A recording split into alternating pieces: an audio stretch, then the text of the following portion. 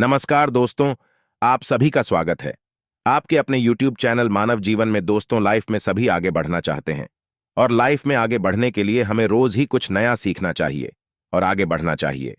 तो चलिए आज की प्रस्तुति शुरू करते हैं। श्री शिवाय नमस्तुभयम। दोस्तों, आप सभी लोग जानते हैं कि 28 सितंबर 2024 यानी शनिवार के दिन पितृपक्ष की इंदिरा एकादशी पड़ रही है दोस्तों। और यह वह शनिवार है जो पितृपक्ष महीने में पड़ने वाला सबसे बड़ा शनिवार इंदिरा एकादशी है, क्योंकि यह पितृपक्ष महीने में पड़ रहा है।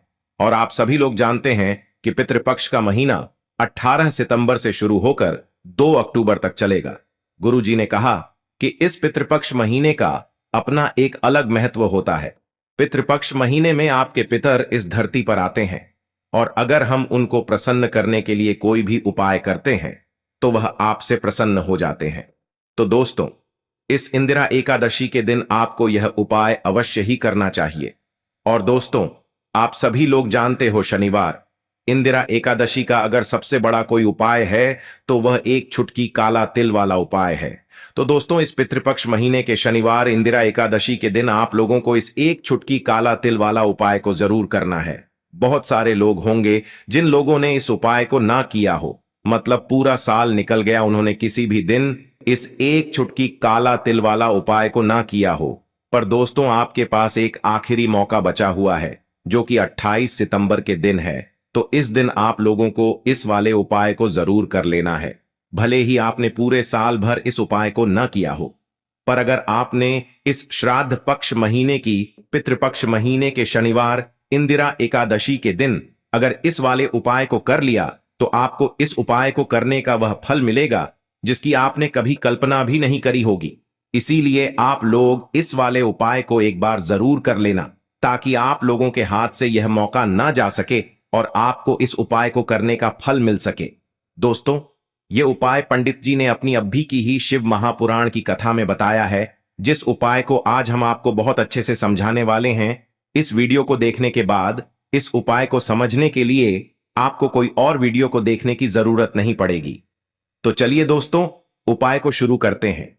देखिए, यह इस पितृपक्ष महीने के शनिवार इंदिरा एकादशी के दिन यह इतना खास होता है, इतना महत्वपूर्ण होता है।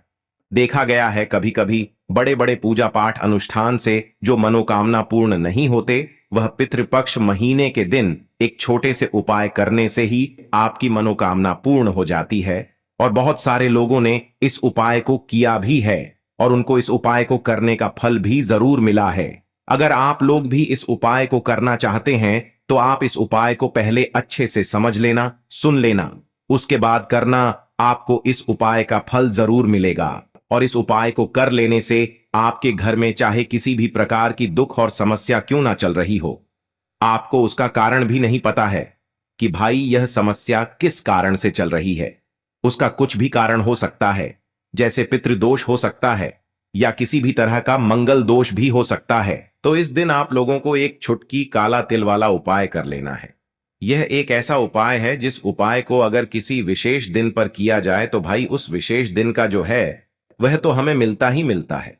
पर हमने उस दिन पर इस एक चुटकी काला तिल वाला उपाय को किया है तो हमें उससे भी बड़ा फल मिलता है, और फल बहुत जल्दी मिलता है, क्योंकि आप इस उपाय को बहुत ही बड़े और विशेष दिन पर कर रहे हो। तो चलिए अब उपाय के बारे में बात करते हैं, लेकिन उससे पहले आप लोगों को यह जानना आवश्यक है कि आखिर यह उपाय किस समय करना है, किसको करना है और कैसे करना है। तो चलिए हम आगे आपको वीडियो में एक एक करके बता देते हैं। लेकिन उससे पहले अगर आप लोग हमारे चैनल पर नए हैं तो हमारे चैनल को सब्सक्राइब कर लेना और इस वीडियो को लाइक करके कमेंट बॉक्स में श्री शिवाय नमस्तुभ्यम ओम नम शिवाय जरूर टाइप कर देना।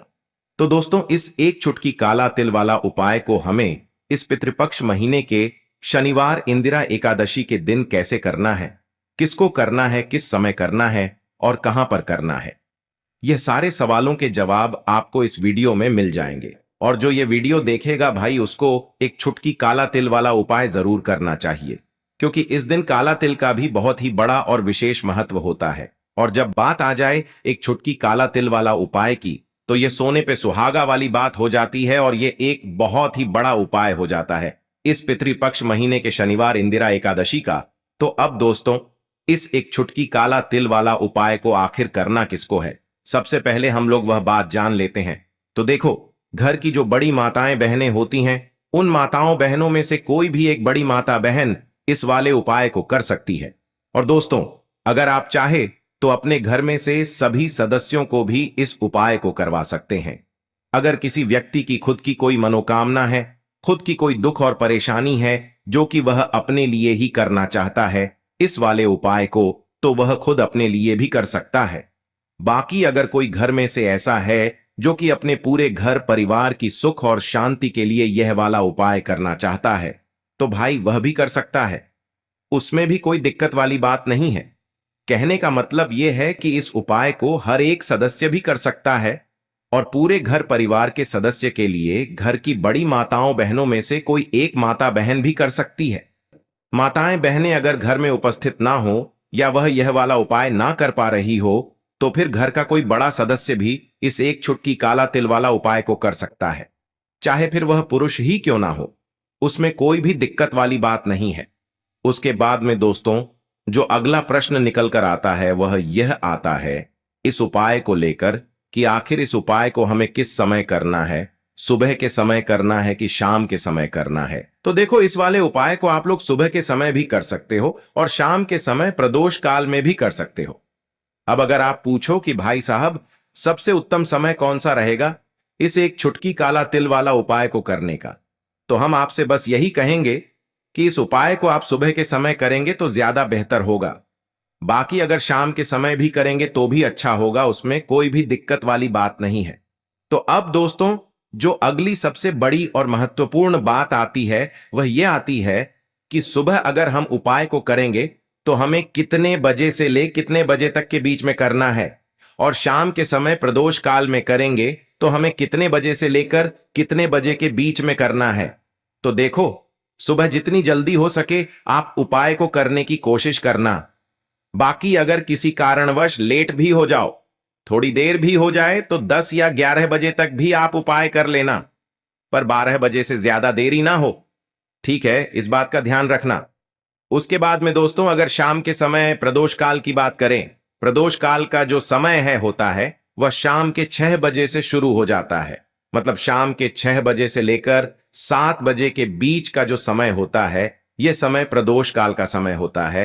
इस उपाय को 7 या 8 बजे के बीच में भी कर सकते हो। मतलब शाम के 6 बजे से रात 8 बजे के बीच में आप कभी भी इस वाले उपाय को कर सकते हो, उसमें कोई भी दिक्कत वाली बात नहीं है। परंतु पितृपक्ष महीने के शनिवार इंदिरा एकादशी के दिन कोशिश करना कि समय के अंतर्गत ही कर लो। किसी कारणवश ना कर पाओ तो थोड़ा देरी से भी कर सकते हो, आपको उपाय का फल जरूर मिलेगा। तो देखिए, साल में जितनी भी एकादशी पड़ती हैं उनमें इंदिरा एकादशी बहुत ही महत्वपूर्ण है, क्योंकि इंदिरा एकादशी वाले दिन कोई भी उपाय आप करते हैं, श्री हरि विष्णु से जुड़ा हुआ उपाय करते हैं, तो सीधे सीधे आप अपने पितरों को प्रसन्न कर लेते हैं। और जो उपाय आपको आज की वीडियो में बताने वाले हैं, इस उपाय को करने से श्री हरि विष्णु की कृपा भी मिलेगी, मां लक्ष्मी का आशीर्वाद भी मिलेगा और आपके पितरों का आशीर्वाद भी आपको मिल जाएगा। अब देखिए, जिस व्यक्ति को यह तीनों आशीर्वाद मिल जाएं, उसके पास फिर कभी किसी चीज की कमी होती ही नहीं है। धन की कमी है, घर में पैसों को लेकर परेशान है, कर्जा सर पर चढ़ा रहता है, जो भी दुख आपके जीवन में है, ऐसा समझ लीजिए कि बहुत जल्दी अब आपके कष्ट दूर हो जाएंगे। अगर आप यह उपाय कर लेते हैं तो बहुत सालों बाद इतना शुभ योग बना है।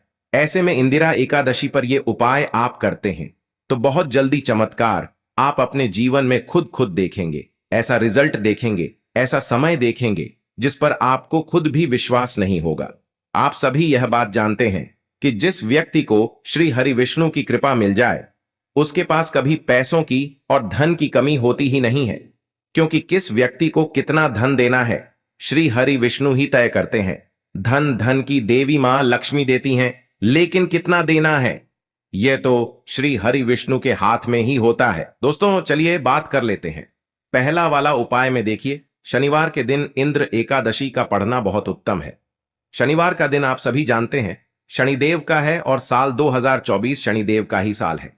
और जो काला तिल होता है ये हमारे पितरों को भी बहुत प्रिय होता है, सर्वप्रिय होता है।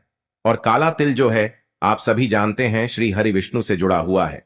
दूसरी चीज कि काले तिल का उपाय जब भी आप पितृपक्ष में करेंगे, चाहे एकादशी पर करें या बिना एकादशी के करें, लाभ ही लाभ आपको अपने जीवन में मिलता है। जो आपको अपने जीवन में चाहिए ना वो आपको मिल जाता है। जब भी आप काले तिल का कोई भी उपाय एकादशी में या श्राद्ध पक्ष में या पितृपक्ष में कर लेते हैं, और जो पितृपक्ष की एकादशी होती है श्राद्ध पक्ष की एकादशी होती है, जिसे कि हम इंदिरा एकादशी बोलते हैं, इसमें तो यह उपाय सोने पर सुहागा हो जाता है। अब आपको करना क्या है, आपको यहां पर एक चुटकी काला तिल लेना है, गाय का कच्चा दूध लेना है, दूध कच्चा ही लेंगे, बिल्कुल भी आपको इसे उबालना नहीं है, गर्म नहीं करना है, ठीक है ना। गाय का कच्चा दूध लेंगे, उसके अंदर थोड़ी सी मिश्री या फिर शक्कर डालेंगे, एक चुटकी काला तिल डालेंगे, और यह गाय का कच्चा दूध आपको पीपल की जड़ में चढ़ाकर आना है। इंदिरा एकादशी के दिन सुबह के समय में आपको यह उपाय करना है। जब आप यह जल चढ़ाएंगे उसके बाद एक दीपक तिल के तेल का वहां आपको लगाना है, अपने पितरों का ध्यान करना है, उनसे क्षमा याचना करनी है। देखिए, चाहे तो पितृदोष आपके घर में है, पितृ नाराज हैं, आपके घर में मतलब संतान को लेकर कष्ट है, दुख है, या पैसे को लेकर कष्ट है, कर्जे को लेकर दुख है, कि घर में कोई व्यक्ति ऐसा है जो कर्जा ले रहा है, या फिर ऐसा है कि आपका अपना घर नहीं है, जीवन में बहुत ज्यादा परेशानियां हैं, तो जो भी दुख है आपका, आप बस पीपल के पेड़ पर ये कच्चा दूध अर्पित करते हुए अपने दुखों को, अपने कष्टों को कह देना, श्री हरि विष्णु का ध्यान कर लेना, फिर अपने पितरों का ध्यान कर लेना, उनसे क्षमा याचना कर लेना, और यह दीपक वाला उपाय यानी एक दीपक जला देना और कच्चा दूध अर्पित कर देना। ऐसे समझ लीजिए आने वाली जो पीढ़ियां हैं ना, वह भी कभी दुख नहीं देखेंगी, क्योंकि पीपल के पेड़ में विशेषकर पितरों का वास माना जाता है। त्रिदेव का वास भी पीपल के पेड़ में ही होता है। ब्रह्मा विष्णु महेश का वास पीपल के पेड़ में होता है। मां लक्ष्मी का वास होता है। तो समझ लीजिए पीपल का जो पेड़ है यह आपके भाग्य को अब चमकाने आया है, आपकी सोई हुई किस्मत को जगाने आया है।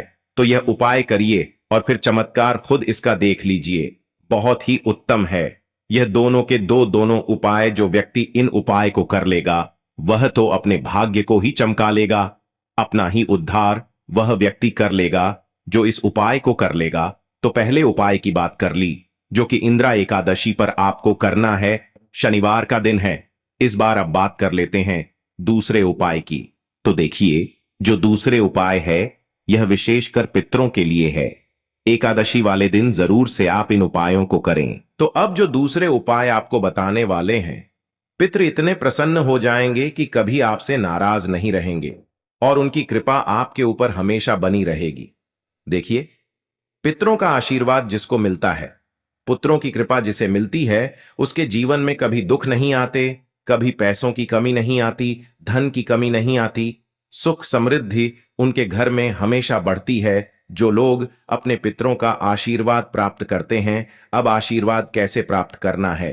पितृपक्ष में आपको अपने घर में दक्षिण दिशा की तरफ अपने पितरों के नियमित, यानी अपने पितरों के लिए जितने भी आपके पितर हैं, ठीक है ना, जिनके बारे में आपको पता है कि उनका नाम क्या था, है ना, मृत्यु का समय क्या था या नहीं भी पता है।